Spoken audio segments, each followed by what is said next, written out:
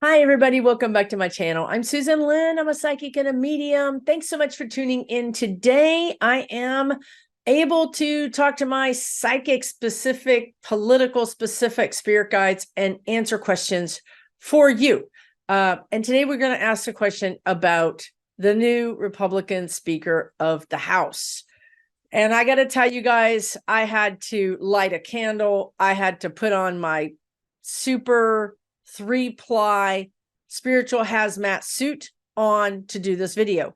You notice I didn't jump right on. It's not my style anyway, but I didn't jump right on after this guy won because his energy is that kind of nasty. Now, I will say that the guides thought that Emmers would win. He did win, but he stepped down. So that's his own free will, right? And I didn't jump back in with a new who was going to win because it really doesn't matter at that point. We knew what the energy is this, and this is why it's important for you guys to understand the energy. Emmers was a guy who didn't sign on to the fake electors BS. He was about as normal, and that's a sad yardstick to use, but he was about as normal a Republican as we were going to find. And and that also gave me the indication that the Freedom Caucus is losing its power. Okay, so yeah, they got Emmers and he immediately resigned because he probably got a horse's head in his mailbox or something, right? He got a threat and he decided, yeah, this gig is not worth all that. No thanks. I'll take the pass. I'll sit this one out. Now we got a new speaker, and his name is Mike Johnson, and he's from Louisiana, and he's already got some problems. None that are going to slow him down, but they are problems nonetheless, and they will eventually catch up with this man. So you may not be watching the news, and I applaud you if you're not, but this man, a couple of things you need to know probably right off the bat. First of all, he has I'm going to have to tell you that he changes his story all the time. So I'm not going to get the facts right because he can't get the facts right. He has a son that is not adopted, but a son that he took on or took in. And this son would be his first child. And there's by his own videotaped, interviews, either this son came into his life in 97 or 99. In 99, he was married. In 97, he was not. He said that he got this son when this son was 14 years old. This is a black boy. Now, he said, I took in this boy because I needed to save him from some path on the streets or some BS like this. And I'm telling you, there are no pictures of this kid except for one, which I have found. And the kid looks like a ball of light, like the happiest kid, like a kid that would be more likely to save his lunch money and give it to other kids versus a kid that would be in problems, having some kind of problems. This kid does not look like this. His energy looks happy and bright. And so why did he take this boy in? Whose parents, where are his parents? What were the circumstances? We don't know. It's starting to look a lot like Matt Gaetz and Nestor, is it not? Are we starting to see a pattern here? Because I think we are, folks. Okay, now, the other thing is that Mike here said we're on a first name basis because I just don't even want to say his whole name. Least I call forth some sort of dark force that might, come here and harass me. Mikey says that, actually gave an interview where he says, my 14-year-old son, at the same age as my other 14-year-old son, one white, one black, my white son, I can tell you, really experienced the benefits of being white. He had a much easier time. He says this. What does he get? Like kudos? Does he get like extra, white person, credit points? I don't know. And look, I think if that on its face, that would be great, right? That would be great. However, we know that's not really what was happening, because then he goes on to say in that interview or a subsequent interview that reparations are not necessary for Black people, and my Black son agrees with me. Okay, so now he's basically bringing this young man out and saying, I I can talk about racism because I have a Black son. I can talk about racism because I've talked to my Black son about racism. So he's basically trying to get cover because really and truly the rest of his rhetoric is very racist. I mean, you can see it. It's his public records is very racist. Now, the other thing that's quite interesting is when he started talking, of course, when he got elected, when he got put in as speaker, everybody wanted to know more about this guy. Well, here's these videos that are widely available. But yet when we go and look at his family photos, he's got a whole passel of kids. Not one of them is Black. So what gives? Where is this kid? He's nowhere. He's nowhere in this man's socials. He's nowhere. We cannot find very many, if any, photos of this kid. Yet this kid looms large as a shield, as I'm not a racist. I'm a good guy, right? In his videos. And he uses this kid, the identity of this kid as a shield. Now, the other thing that's interesting is, so this kid is now an adult. We would think, based on the years that Mike Johnson said, that this kid should be an adult. He should be in his 40s or 50s. I don't know. He uses years intermittently that are different. So this guy's an adult somewhere. Where is he? Who is he? Someone said that he was living in California. I don't know. The other thing that we should know is that if you were a white man and you did bring in a kid to raise, if his first date of 97 is correct, he would have been 11 years older than this kid, 11 years older, and yet not married. And he brought this kid in to live with him to save him. Even if he brought it in with his wife, this just doesn't add up. It doesn't make any sense. It also doesn't make any sense because this is a golden opportunity for you to say, look at me. I helped this kid. Here's his high school graduation pictures. Here I am at his high school graduation. Here I am at an important event in his life. Maybe he's, have a family, a marriage, a college degree. I mean, a picnic, anything, right? Anything would say, hey, I'm really helping this kid. I'm in this kid's life. Crickets, you guys, nothing. This kid does not exist, but yet he exists in one photo and he exists in all these videos. So what is the real story here, right? That is really something. It's an albatross, the guides are saying, that's hanging around his neck. This story has got legs. It is out there. Journalists are investigating it. Also, number two, this guy has some things he wants to hide because, well, it appears that this was a surprise for him that he won, because as soon as he won and he had a few hours after the whole, thing, he started scrubbing all of his social media. He's changed and deleted many posts. He scrubbed his whole social media. Now, how do I know this? Because there's people that do this. When politicians become more known, the very first thing they do is go and download all of their internet, all of their identity. And we have a before and an after. And guess what? It's very different. So heads up, and thanks to those people that do that go out there and make sure that no matter who you are, Democrat, Republican, they want to make sure you're not going to get into this new power position and then go and erase all the things that you wish you hadn't said, or the things you said before you knew you were going to be Speaker of the House, right? So yeah, he's got things to hide here. And the third thing is, the guides are reminding me, so I guess this guy's from Louisiana. Part of Louisiana is just like Texas. It's just like a lot of states that are red. The major metropolitan areas are very blue. And then, the hinterlands of the state, very red. So this guy, according to some talk going around, and I think this is going to grow legs too, around Shreveport, Louisiana, this guy, Mikey here, he caused some issues with some of his employees or aides, meaning that they, for some reason, had marital troubles and then they divorced.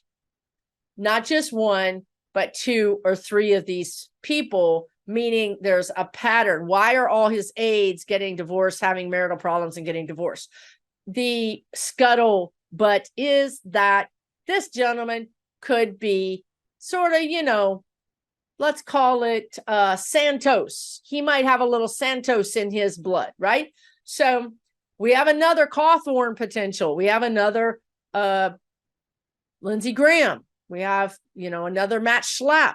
All these people who hide it. And there was a guy, I don't know his name. He's big in the House. He's got an important position, and he called Matt Gaetz a liar. Matt Gaetz went on his own podcast and said everything but the actual words, that this guy is in the closet and he's gay.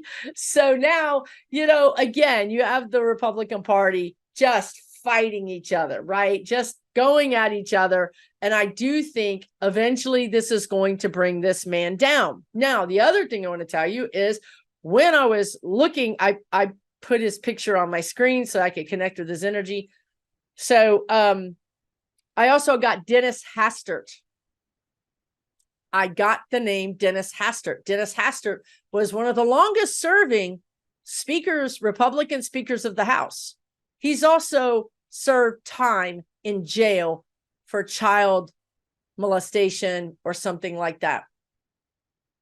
Okay, I lay before you the information. You make of it what you will. Now, the thing I would just say is albatross. This guy is going to eventually be an albatross. Now, right now, he is man of the hour. He is the party boy, meaning I think they're celebrating him. This guy and he is extremely excited because now he's in the major leagues. He's going to be making money. It's all about the money, position, and who you know. He wants to know the Supreme Court justices. He wants more power. He wants that untouchable position. And Speaker of the House is a pretty powerful position.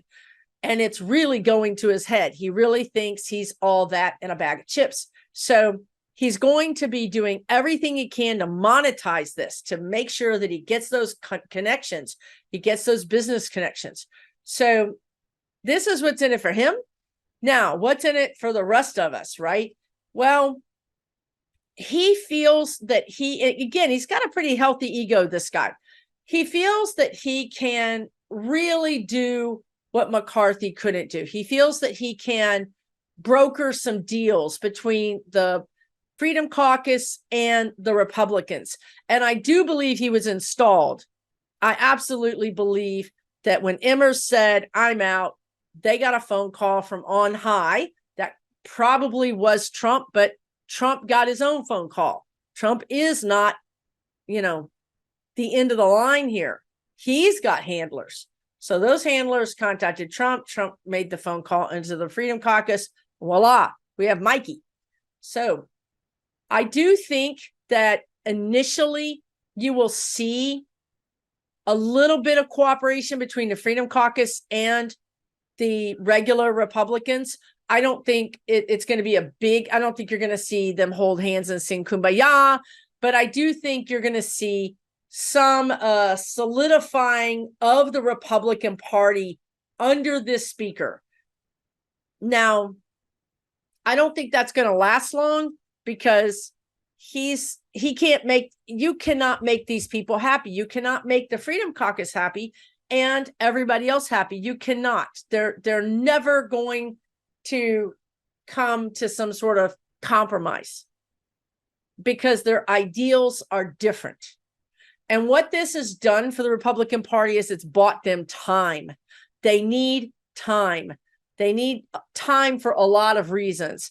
They harbor this idea that the longer they can stall, the more opportunities they have to sandbag Biden. So if they can just stall long enough, eventually something is going to trip Biden up. That's what they're trying to do here. They're just trying to stall. Now, that doesn't sound like leadership because it's not leadership. They're not trying to lead.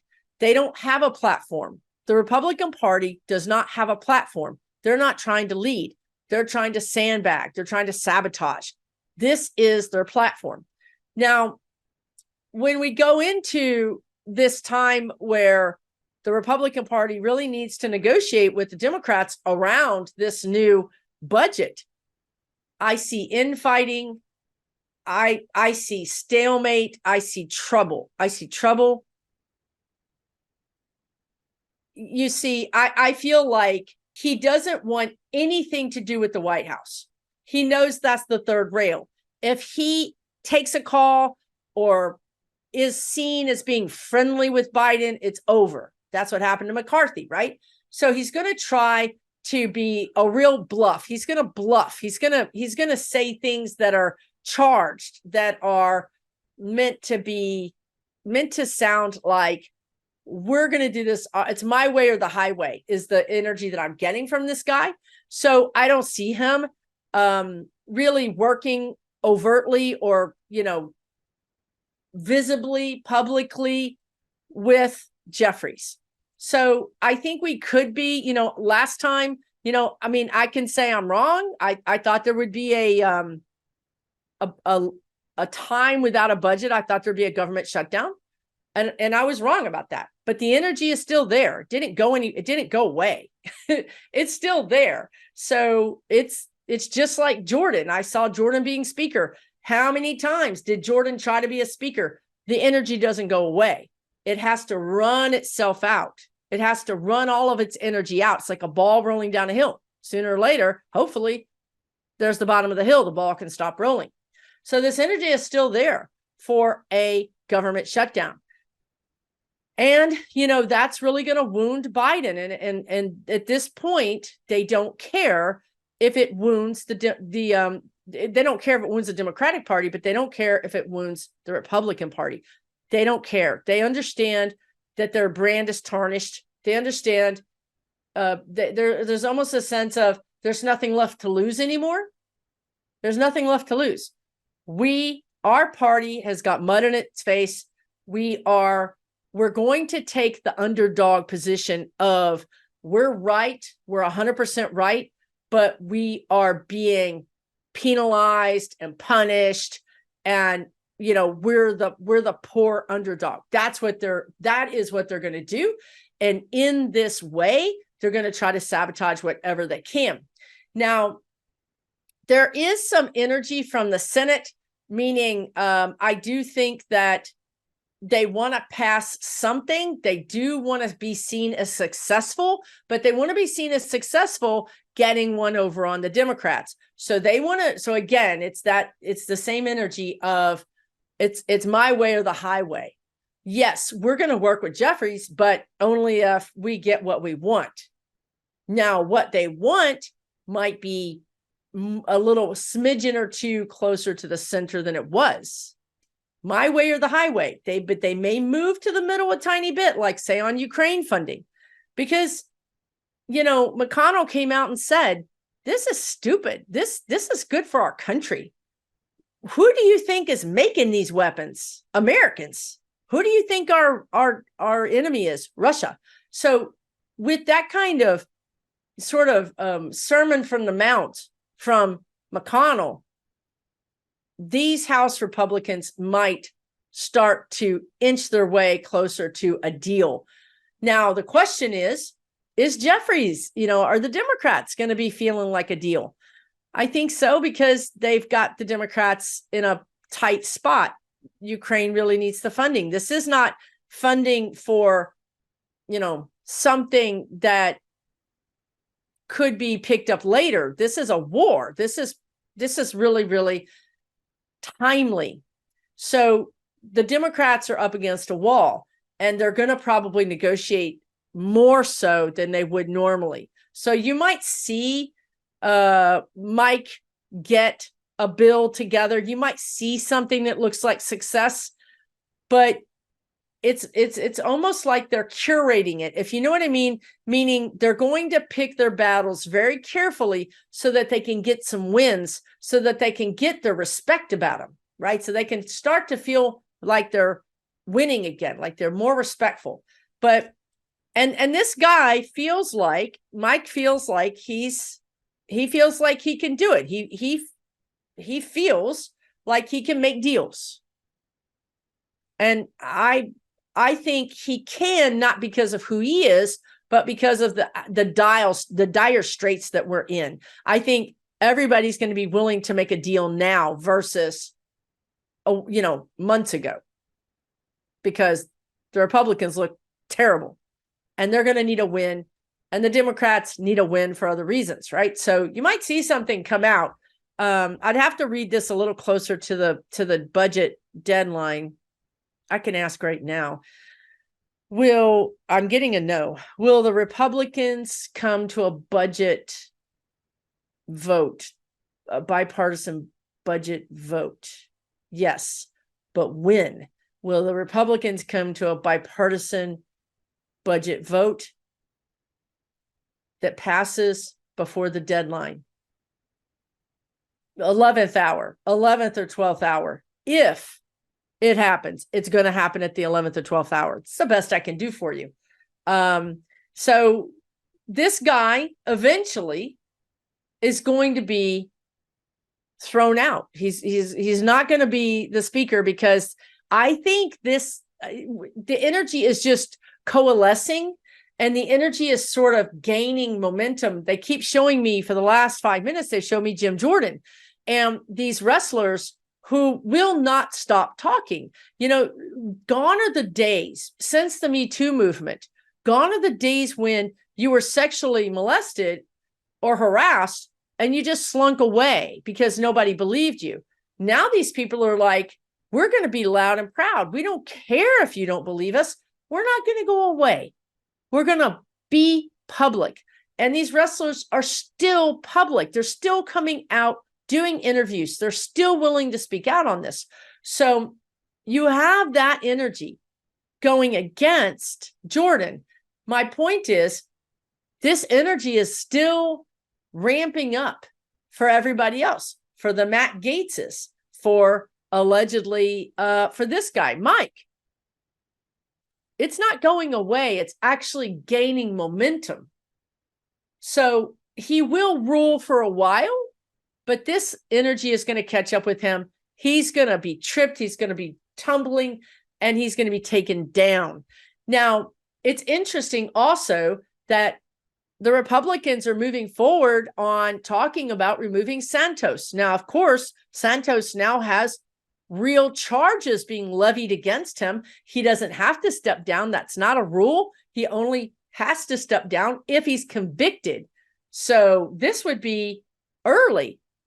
I mean, look at the Texas Attorney General. He's still in office. He's managed to, duck and weave through all of these federal indictments and stay in office. So why are they going after Santos? Why not just he's a voting machine. Why not let him stay in and vote? So it's interesting that the Republicans are even talking publicly about removing him. They're going to be down a vote. Why would they do that? That's the interesting energy here. They seem to understand that if they don't start taking these bad apples out of their party, that the resulting publicity is going to take the whole party down. Why? Because it's not just Santos. It's Jordan. It's Schlapp. It might be Mike. It might be Gates. It was Cawthorn. Seems like they got a whole problem, doesn't it?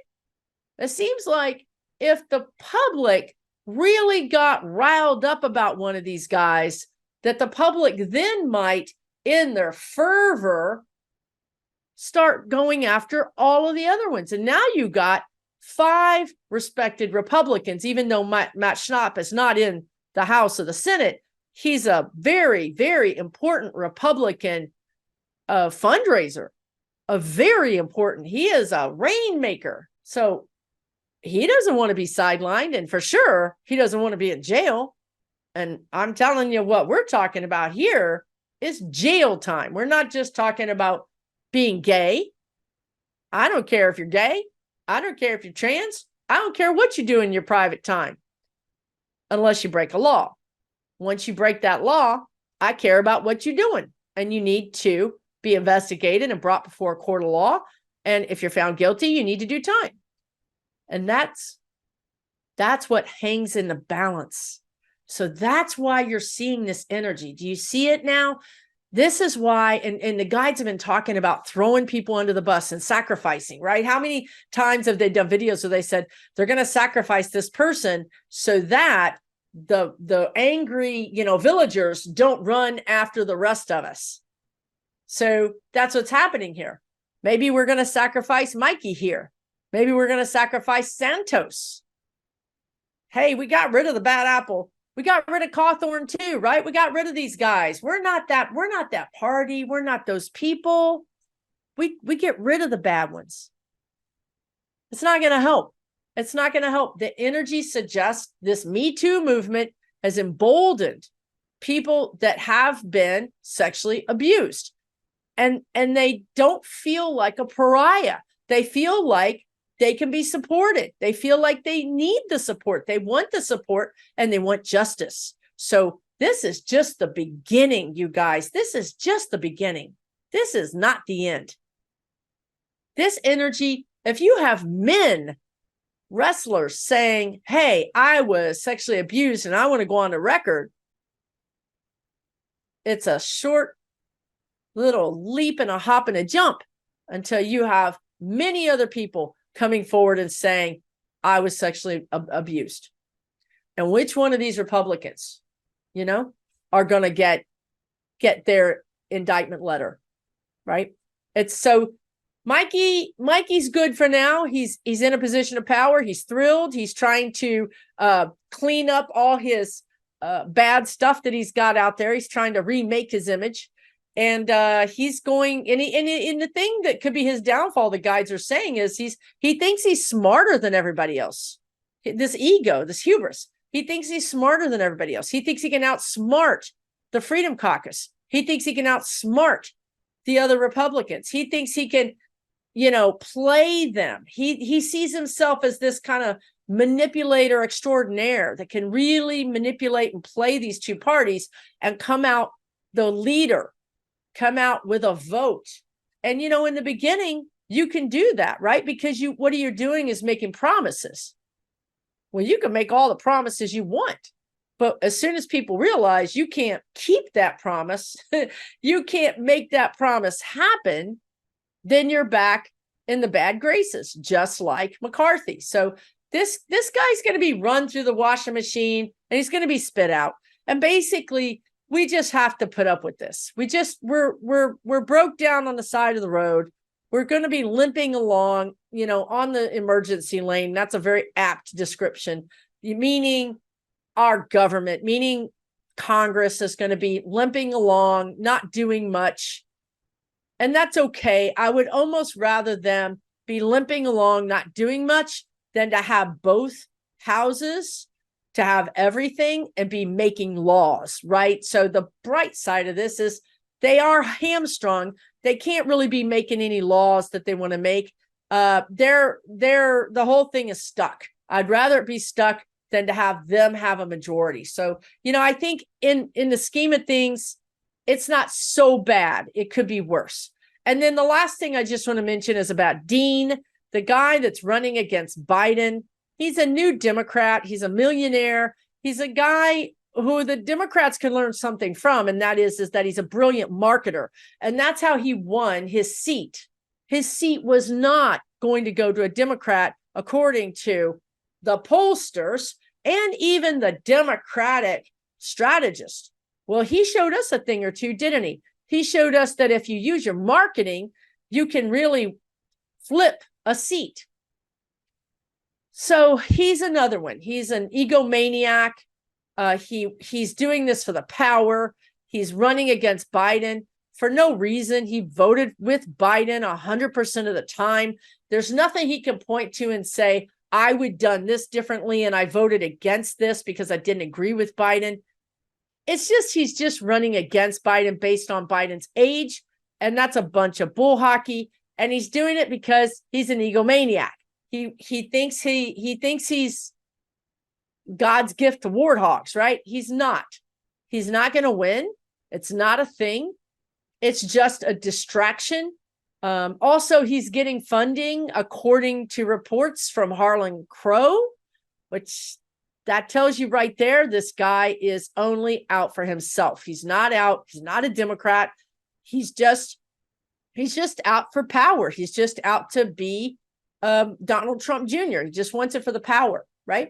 He'll do anything he can to get the power, a lot like Mikey here, right? So just so you know, I'm not worried about Dean. I do think that they want to split, they tried to split the Democrats with no labels. Now they're trying to split the Democrats with Dean. I don't see it working. I do see this being a fraught time. I do see this being a hard time, but I don't see it working. Okay. And now I'm going to end this video so I can get this guy's face out of my face, because I need to like put some bleach water in my eyes or something. I don't know. I mean, I don't know what kind of crystal I need for this, what kind of bad mojo removing spiritual practice, but I'm fixing to figure it out. You guys take really good care. Have a good weekend. Let me know what you think in the comments, and I'll be on soon. Take really good care of yourselves. For entertainment purposes only.